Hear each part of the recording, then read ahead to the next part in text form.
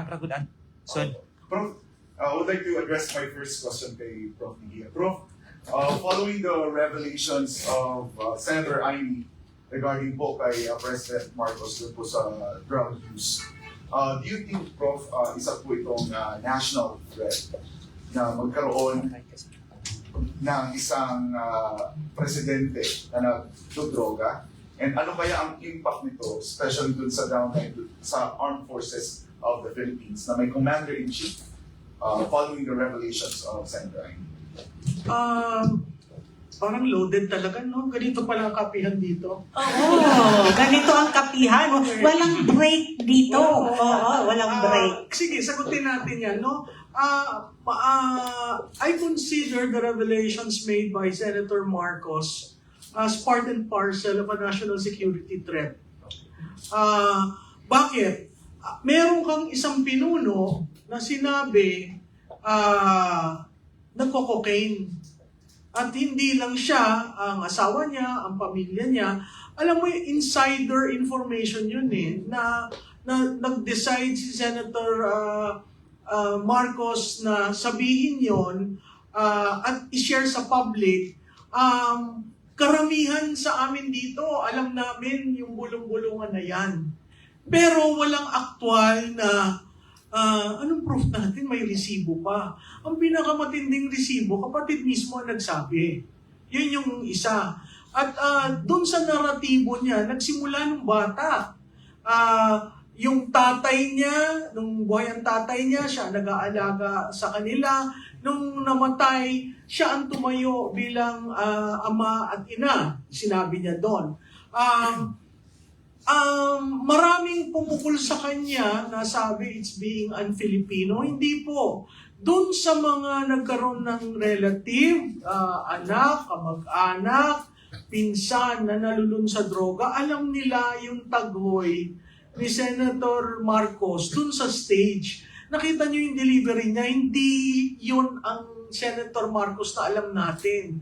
Nahihirapan siyang sabihin, kahit may prepared text, di ba? Nakita natin may part na umiiyak siya, may part na nagpupuna siya ng pawis. Tinanong ko after delivery, ang sinabi niya sa akin, I am unburdened. Nawala yung matagal ko nang kinikimkim. Now, meron rin muna na ba't hindi nagpakatot ako? Diba? Bakit hindi sinabi kay Inday nung kinuha si Inday? At yun sa tingin ko ang naging problema kung bakit si Presidente Duterte medyo umayaw dun sa team up. Yun ay nangyari sa paniniwala ni Senator Amy na magbabago. Kasi doon sa sinabi niya, di ba, ilang beses kang nangako na magbabago ka. Ilang beses na nandun ako.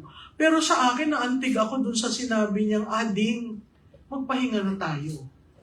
But there was no call for resignation, so I don't understand why there are cabinet secretaries saying it's the sister destroying this presidency. This presidency has been destroyed in day one because of the president, because of the speaker, because of someone unelected who intervenes in governance. Mahirap yung taong hindi ka nahalal, nangingialam ka sa governance at kuminsan ikaw ang nagdidesisyon. So bumalik tayo dun sa national security threat.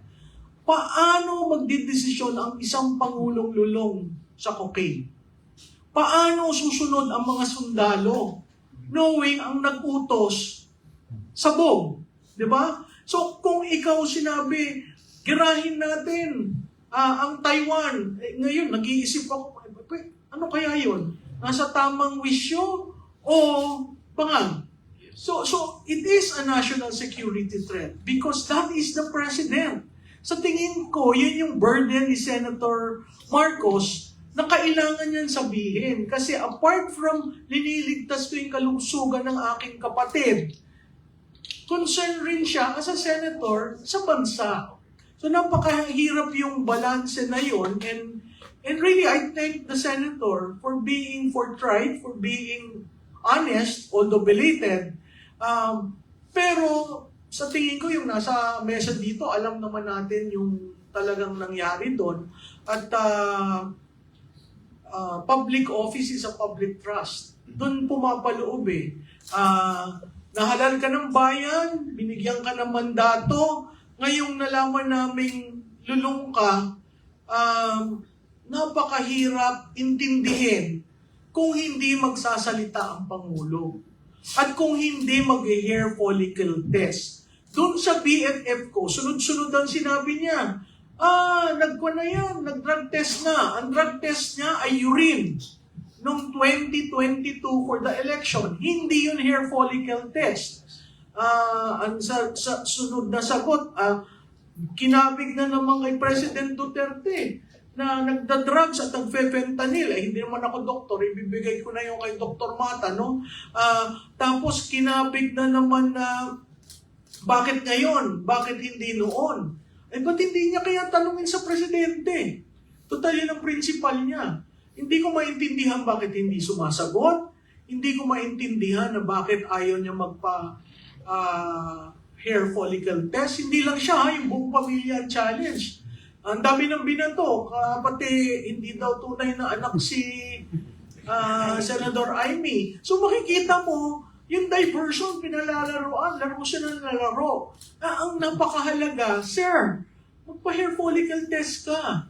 Yun lang ang alis ng duda ng taong bayan. At pag hindi mo sagutin yan, magkakaroon talaga ng erosion ng tiwala at erosion ng confidence. Biro mo ngayon, tayo ang topic international media saying that the Philippines as a leader who is an addict, who is heavily into cocaine. We are chair of ASEAN next year. Bigyan naman niya ng kahihiyan ng bansa. Ma'am, bago po kay Dr. Richard, follow-up question. Ano po yung nakikita ninyong scenario if the junior officers, food soldiers, will start asking the questions regarding the situation or yung health situation ni President? Mukhang yan ang nangyayari ngayon.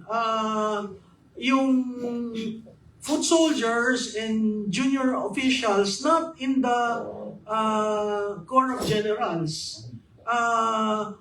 Mukhang pag umikot ka sa mga kampo, yan ang pinag-uusapan. So, how would General Bronner address that? How would SND address that? And by the way, SND was present during that Bataan celebration where the president had white.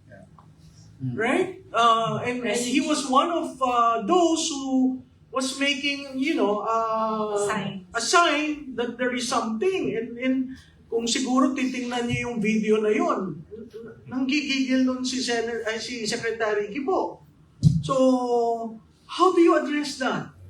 Yung mga ordinaryong kawal, linalaan nila yung buhay nila para sa proteksyon ng Estado. And then here we have a leader who doesn't really care. It's not fair, And then suddenly we hear of the use of drugs and other things that is being done in the office of the president, in Malacanang. Ngayon lang ako nakarinig ng mga ganong balita kasi ako'y nagtrabaho naman sa Malacanang. Wala mo ako naririnig ng mga ganong activities na nangyayari. Yeah. Prof, matapos po ang mainit na palitan ninyo ni Yusek Claire Castro ng PCO nitong mga nakaraang araw, sa isang panayam tinawag niya po kayong isang propagandista at kinwestiyon din niya ang inyong kredibilidad. Ano po ang inyong masasabi sa ugali o paraan ng kanyang pagsagot bilang isang palace press officer sa mga sensitibong isyong may kinalaman sa Pangulo at sa kasalukuyang administrasyon? At sa tingin niyo po ba, may standard ba na dapat sundin ang mga government spokesperson pagdating sa pakikipag-engage sa kritiko o analyst? Ano ba yan? Magkukomenta naman ako kay BFF, no? Sinabi ko sa kanya, kumuha ka ng Comms 101, sender, noise, receiver. Siya ang sender, siya rin ang noise. Kaya yung receiver, hindi mo intindihan yung sinasabi niya. But levity aside, nagtrabaho ako nung panahon ni Presidente Cory, Presidente Ramos, sa OP. At doon ang mga panahon na katangi-tangi ang uri ng pagiging spokesman. Marunong humarap sa tao, malumanay, hindi siya ang storya, ang pananalita ay tama, ang tonality ay tama, hindi pampalengke. Pasensya ka na BFF kasi hindi ako ang propagandist. Ano ba ang propagandista? Ang propagandista, meron kang sinasabi in defense of someone. Ay, sino ang pinotektahan ko? Sinasabi niya, maka-Duterte ako. Ako hindi maka-Duterte. Naging Duterte na lang ako dahil sa pasasalamat ko dun sa 6 na taon niyang paninilbihan. Hindi ho ako tumulong ng eleksyon sa kanya. Nakaibinay ho ako. At kung hindi niya yun alam, ang dali naman mag-Google. Wag na Google. Ang dali mag-AI. I-type mo yung Malutikia kasi yung huli niyang banat sa akin. So who is Malutikia? Sa tingin ko, yung exchange namin pumasok na sa isip niya. Kumbaga may rent-free ako dito na ang default, ako parati yung sinisisi. Kaya ang sagot ko, tinuturuan ko siya. Pumunta kayo dun sa meta page ko, meron ako dyan. How to be a spokesman. What is a propagandist? Anong mali sa ginawa mo? Kasi mukhang wala naman nagturo sa kanya. Mukhang pinili lang siya. At ang balita ko, dala siya ni Bersamin. Mukhang pinili lang siya dahil estudyante sa UST. Pinili lang siya. At ang default niya, sisihin ng Duterte. Saan ka naman nakakita ng spokesman na ganon? Diba? Si Duterte na nasa dahig, sisisihin mo. May narinig ka ba dito sa amin na nagpropaganda kami para kay Duterte? Ito'y partido niya. Pero simula na nagsimula tayo, walang nagbabanggit na ang mga Duterte magagaling. Walang ganon. Pero siya, ganon. Ang ina-address ko sa mainstream media, pag kayo nagtanong ng tanong, siguraduhin yung sagutin niya. Kasi kasama kayo sa propaganda. Kung i-accept nyo yung sagot niya. Perfect example, what do you think about incapacity? Sinagot ba niya? Hindi. Ang pivot niya ay ang mga Duterte, dapat tanungin yan. Yung mga, yung baha, nagsimula sa mga Duterte.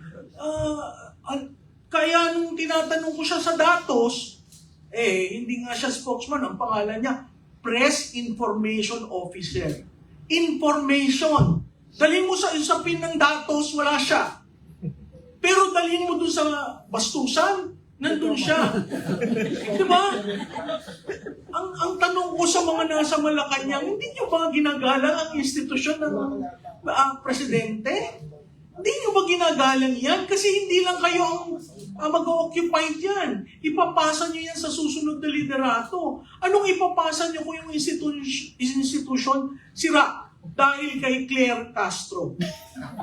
Dadalhin ko sa kanya. Kasi nakakahiya. She is not communicating. She is the propagandist. Kasi paano? Ako, tinawag niya ako propagandista. Sabi ko, anong proof mo? Ako ba'y binabayaran ng mga Duterte? Hindi. Kliyente ko ba sila? Hindi. Kaya nga ang sinabi ko, ako'y Pilipino, mahal ko ang bansa ko, magkokomentaryo ako. Hanggat ikulong ako ni John Vic Remulla. Diba? Kasi inciting to sedition, wala akong sinabi na ibagsak ang administrasyon. Ito, example ha. So, really, ang appeal ko kay Secretary Dave Gomez, si Dave Gomez is a man drilled on communication, crisis communication. Pwede ba? Alisin nyo na siya. Kasi kung gusto nyo makabawi ang Pangulo sa tiwala, yung trust rating, trinak namin yan. Simula ba nung naging spokesperson siya, ano ang trust rating ng presidente? Dumadaos-os. Partially because of her. Tapos yan ang magiging bridge mo sa various audience to explain a policy, a program, what is happening. Kaya yung mga beat reporter sa Malacanang, natutuwa ako dahil maanghang na magtanong. Ito bang approach mo? Alam ni Presidente, kay Ivan Mayrina ng GMA7, saludo ako sa'yo, tinanong mo. Anong sinagot? At a-accept niyo yun as gospel truth? Nakakahiya naman po dahil ang institusyon ng presidente, hindi lamang kayo ang mag-o-occupy niyan. Sum total ng lahat ng presidente. At kung titingnan niyo yung mga spokesperson ng previous president, napakagagaling, malumanay, hindi sila ang unang mapikon. O dun sa exchange namin, sabi ko nga, mahina ito eh. Maglagay ka ng trap, kinakagat. Diba? Ilang beses ako nag-trap. Kaya alam kong hindi marunong sa messaging, hindi marunong sa comms, kasi kagat siya ng kagat. Tapos ang depensa niya, sarili na niya.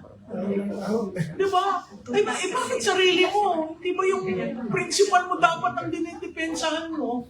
Kaya nagiging pikon, nagiging namumula, humahaba yung liig. Diba?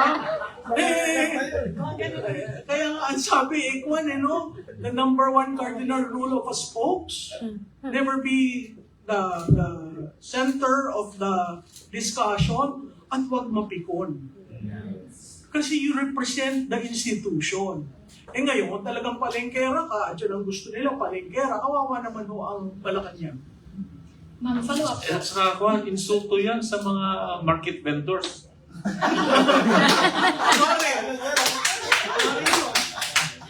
Prof, follow up po.